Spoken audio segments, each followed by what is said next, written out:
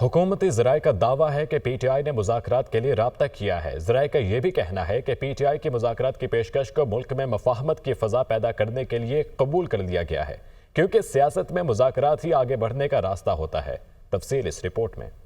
हुकूमती ज़राए का दावा है कि PTI ने हुकूमत के साथ मुज़ाकरात के लिए राब्ता कर लिया। हुकूमत की जानिब से PTI की मुज़ाकरात की पेशकश कबूल भी कर ली गई। हुकूमती ज़राए का कहना है कि PTI की पेशकश मुल्क में मुफाहमत की फ़िज़ा पैदा करने के लिए कबूल की गई है। हमारी तरफ से हमेशा मुज़ाकरात से मसाइल के हल की बात की गई। इंतशार नहीं बल्कि मुज़ाकरात ही से सियासत में आगे बढ़ने का रास्ता होता है। हुकूमती ज़राए के मुताबिक बानी PTI की जानिब से मुज़ाकरात के लिए 5 रुकनी कमेटी तश्कील दी गई है। दूसरी तरफ बैरिस्टर गोहर, उमर अयूब और साहिबजादा हामिद रजा ने स्पीकर कौमी असम्बली सरदार अयाज सादिक से मुलाकात की है। PTI रहनुमाओं ने स्पीकर से उनकी हमशीरा की वफात पर ताज़ियत की। ज़राए का कहना है कि इस मौका पर स्पीकर ने मुज़ाकरात के लिए पार्लियामेंट का फोरम इस्तेमाल करने की तजवीज़ दी। मुज़ाकरात बगैर किसी पेशगी शराइत के होंगे। बातचीत का मकसद मुल्क में सियासी अदम इस्तेहकाम और तनाव में कमी लाना होगा।